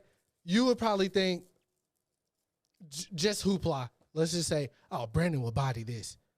So you in your mind, you're thinking, I'm finna get these beats to Brandon because I know Brandon will approach these the way that I, as the creator of this, envisioned it to be. And that happens more than not in fucking music. Like, every beat a nigga rap on is not for the sake of him to get off. Sometimes it is just about making a record. Yeah. And I believe that's what Drake did. But again, that second half to me is up there with Drake's verses of verses just because he was able to do the name flip, the Michael Jackson shit at the end. It was just a fire. It was a fire's verse, but nonetheless, Scary Hours 3 is dropping. Khalil, while we were on our hour-long conversation today, he asked me what I expected. And I told him I expect this not to be throwaways. I expect this is all to be fresh. The discourse that happened after the album for All the Dogs, I expect him to be addressing that. And I expect him to be rapping for real. So I'm looking forward to it. I said this before. I'll say it again. At the Gates. Have you heard that record? With him and Uzi? It's like a Lucy. I'll have to hear it. That is one of the greatest records to not be released. That needs to be released. Like, I was expecting that to be on For All the Dogs. Oh, then yes, I know what you're talking about because a lot of people were saying that. Like, they were expecting that to be on there, yeah. Bro, it's not even what Drake is. I mean, they both did what they are expected to do, but that beat is just so moody. Like, it fits a certain zone that I don't want to keep, like, going to YouTube for. Like, I want this on my phone, and I want to be able to keep this shit on repeat. Like, it's just one of those moody, great. They're both rapping, like, even Drake, how he, at the gates, Pearly, Ricky, hurt me, like, how he did it. Uzi, fuck up, right? I just got my whip all painted. Bitches ain't it. I forgot that. I was, like, everything about that record, fire. I want him to drop that officially. But we'll probably never get it, so YouTube it is. But yeah, that's for All the Dogs 3. Scary Hours 3. That's all I'm expecting, really. Yeah, I think it's gonna be like 3 or 4 songs anyway. Yeah, it's not gonna be nothing too crazy. I don't feel like. Shout out to T.I., Clifford Harris, T.I.P. He just opened up a housing project in Atlanta. He converted an old shopping center into Tommy got some good press. Low income homes for the community. Shout out to T.I. That was a great move, especially after all the DJ Envy and Caesar situation. About to say, Tommy got some good press. Yeah, we need some good press. So shout out to T.I. for doing that in the community. The last big thing that I have, and I don't know how you want to approach this. It'll be quick, I guess. This whole Diddy shit dropped on our lap. Oh my God! Right before the pod. Yeah. So it's a lot. That's a lot. And there's still not everything dropping yet, but Cassie Sue is suing Diddy. Yes. And she's. So Diddy has been sued by Cassie in a federal court accusing him of rape and years of physical abuse. There you go. It's because it goes under the Adult Survivors Act, right? Like it's like something about that. But basically, I'm not going to read this verbatim. That would take too long. Because the lawyer made a statement on behalf of Cassie. Basically, it's saying that he made her engage in voyeurism, which is basically like having her have sex with men in front of him, and then he would film it and like masturbate while they were doing it. And he called these encounters freak offs. Freak offs. And this is in quotes, like in a document, like Yes. it's a real document. Mind you, the cover letter of this document reads, "Trigger warning: This document contains highly graphic information Yeah. of a sexual nature, including sexual assault." Yeah, so basically it's the saying like he made her take drugs, and then she would take them to basically numb her from like remembering all the. So she said she went along with doing it, taking the drugs, so it could like make her be somewhere else. Yeah, mind out of yeah. And then she would try to delete the videos, and he always had a backup apparently. And then it said in 2016 he hit her in the face. He's the reason why she shaved the side of her head. Yeah. He pulled out a grip of her hair and created that. It was iconic for the time. A lot of women were shaving the side of their head to do the Cassie look. Yeah, so I mean, apparently it was. But that was for a long time that this was happening, and basically she built a case against him. Now that she's dropping it on his head. Yeah. Some sick shit. If you read the shit, it's fucking sick. It's a lot. Yeah. But I guess the two main things that stuck out were obviously him making her have sex with other men in front of him, and that apparently Cudi and Cassie had dated in 2012. Oh, and he blew up his car. And Diddy was so upset about that he blew up Kid Cudi's car in his driveway at home. And Cudi's some people connected to Cudi, like as far as legal teams go, confirmed that this was true. And then when did we hear about this? Yeah, we had no idea that Cudi and Cassie were even a thing. It must have been so short. I mean, I guess it ended right with I don't want to. Yeah, this ain't worth it. Yeah. Look. Guilty, Your Honor. Guilty, yes, I agree. But. There's always a but. There's always a but. Chris. There's a but. I do. Some of the shit I feel like she was on board for some of the time. Obviously, the shit that she did not want to do is what we're talking about today, right here. That's what's in the documents. The shit she didn't want to do. I'm not even the making her sleep with other guys in front of her. I'm not saying some, because I don't know. I was not in the bedroom with them, obviously. I don't know. I don't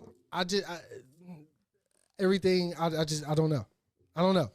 And that's another thing before we continue, because this whole Keke Palmer thing happened too, just like a day ago or 2 days ago, where audio comes out with Keke Palmer's baby father, her, and on the phone is Keke Palmer's mother, and the things that she was saying.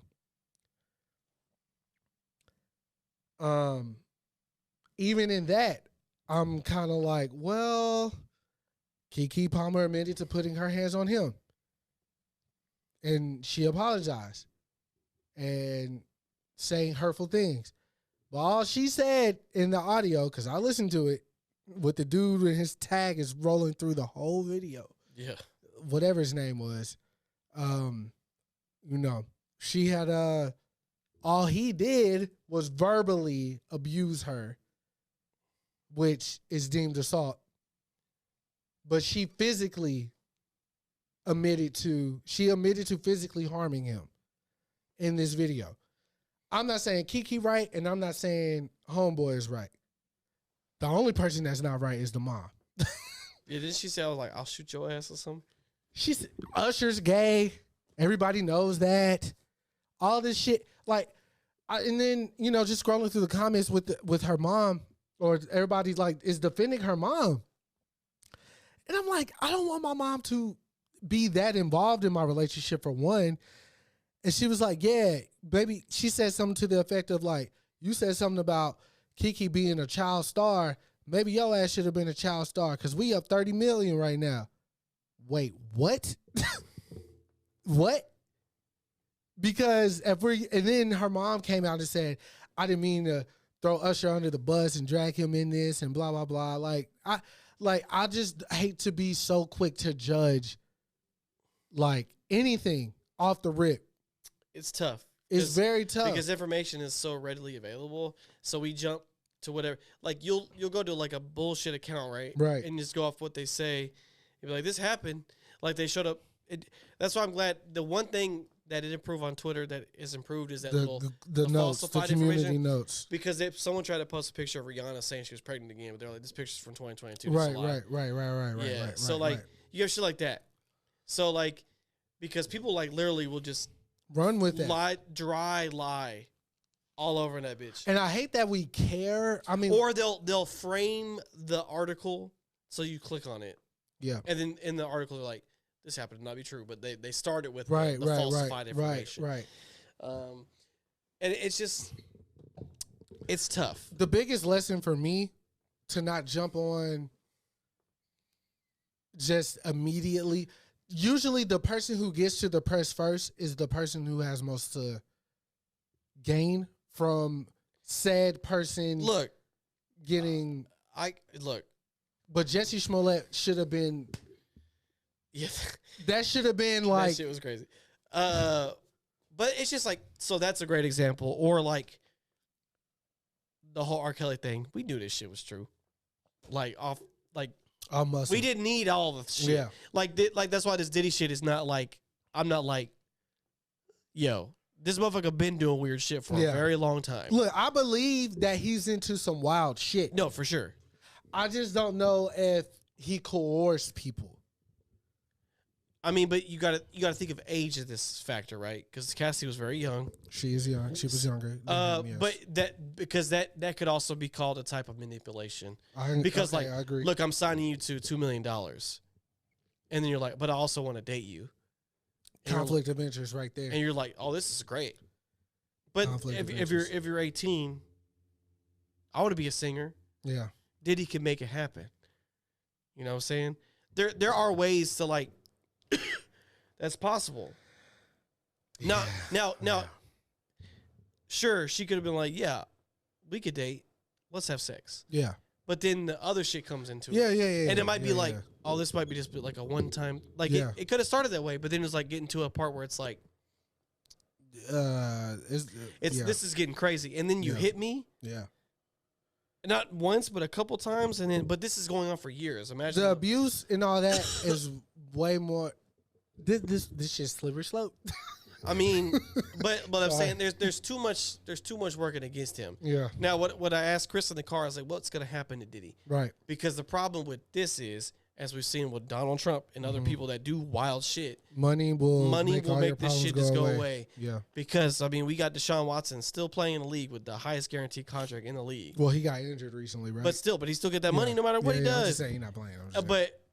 But this motherfucker got a massage from 20 different women, and they all had something to say. Now they say they couldn't find anything conclusive, but the point is 20 different women. It's kind of wild. But he got the highest. So like money makes things like you could, and then plus the NFL teams probably made some of that go away too. You know, with this kind of stuff, it's like it gets pushed on the and like I told Chris as well. Like you don't know how many times this man's been sued either. Like Diddy probably gets lawsuits almost every month. Oh yeah, and we just don't see him because he's like he'll either just make it so the other people can't afford it, or he'll just be like, oh let me just give you 10 bands, bro. See, my face. Look, I like imagine if Cudi was in the car when that happened, right? That would have been a whole different conversation. Whole different, right? Yeah. Never probably would have been traced back to Diddy because of Cudi's mental state at that time and how, you know, we knew he was drinking. We knew he was doing drugs. It's a lot of stuff. That like, happen, you know how easily that could have just been an accident on Cudi's behalf and not really Diddy's fault or whatever. Hypothetically, if, you know, I don't know if any of this is true. Just going off of hearsay. But, like, fuck, man. Fuck. Like, this shit is a deeper, darker criminal link, bruh. Giving away $400 to this. Oh, I thought that was me. But yeah, this is a deeper, darker criminal link. Oh, here we go. And I'm going to be honest. Let me be completely honest. Keep it a bean. Diddy was the first artist, like entrepreneur, rapper, that I wanted to be like as a kid. Like, I saw him, all the glitz and glam, the glory. But all the mud coming out now. Right. I'm like, yo, thank God Kanye exists. And I don't know if that's much better. I but mean, at it's least, better than that. Yeah, at least I know he ain't trying to get a nigga waxed, bro. Like, at least I hope, you know what I'm saying? Yeah. But because who knows? Like Pete, the whole shit with Kanye's Pete. done some wild shit too. Yeah, already, but though. I'm like, yo, that's really like that. Let that, and I'm talking about I'm a kid, Yeah, I mean, yeah. like a child, like not because junior high it's school. gonna show you the goal, right? Right, like I thought Diddy was like. They don't show you the rest, baby. That's a black man on my screen doing stuff with music that I want to be like. You know what I'm saying? Like he was the first person I saw like that. He was dark skinned like me. He was getting girls. Like, yeah, I want to be like this man when I grow. Not no more. Yeah, but I mean, allegedly, look, if this is true, you know, the truth always comes out. It does. And I don't know what's gonna become of this. But I always want people to be wary that this is what's dangerous about just the celebrity worship. Yeah, and also just jumping into things as well because you don't know. You don't know because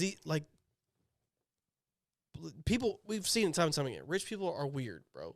They're very weird, very weird. Look, first time I met and Dalton's dad is probably the richest man I've ever like come in contact with. The first time I met this nigga, he was in a bathrobe and cowboy boots. That's some weird shit for a nigga, right? That's about as weird as shit Dalton's dad's ever done, though. You know what I'm saying? But that was enough for me to be like, let me see what's going on around here before I just become one. Yeah. You know what I'm saying? This nigga Dalton dad came out eating a bag of Tostitos, plain. No salsa, no cheese, no dip. He had the bag, bathrobe, cowboy boots. I said, oh no, this nigga's ill. For real. And I am nothing like no, you're nothing like that. But I love your father with all my heart. He's a good man. But I'm just saying, rich people do weird shit like that. That's normal people are not accustomed to. That's all I'm saying. That was the weird Now imagine shit. $1 billion worth of that. That's what I'm saying. You could do shit that you don't. Yeah, even, You can't even think of. If a nigga in a bathrobe and cowboy boots is like peak weirdness for a nigga like me, what Diddy's doing is gonna be some unholy shit. Yeah. So like, I mean, for real. Yeah. So I mean, I hope she gets some like closure from this. Yeah. I hope that people actually pay attention to all this kind of shit because this is where, you know. Now let me ask you this: the last thing is still on Diddy. Still the last thing. Accusations. Yeah. If Diddy had something to do with Tupac's murder, Oh boy. because I can see I can see the setup. I see the setup. I see the Diddy. dominoes start falling. Yeah, I see how Diddy can run into some niggas that ain't got no bread from California. That Tupac, that the guy snatched Tupac chain and it's connected. And Tupac didn't know that, but Diddy found all this out and ended up getting this nigga hit. I can see all that happening. I can see the dominoes falling like that, right? We see it in Power. We see it in The Wire. We see it in The Sopranos. Niggas who really and people forget Diddy did not meet his father. You know why he didn't meet his father? Because his father was a big-time dope dealer. His dad was tapped in. These are facts. So this is his mom. What his mom taught. This is done. This is a deeper, darker criminal link, This nigga. could be a whole thing. Yeah. Niggas don't understand when a woman is married to that guy and that guy's no longer there, the things that woman will do to keep bread or food on their children's table. We see it with Raising Kanan. I know you don't watch that shit, but it's essentially the same thing. 50's mom was out here with on the show. Kanan's mom was out here in the rough of it, like providing, but she was a queen pin. You see, women like this exist. It's not by happenstance that Diddy turned out to be the charismatic guy that he was. that's taught because you got to learn how to sell dope, nigga.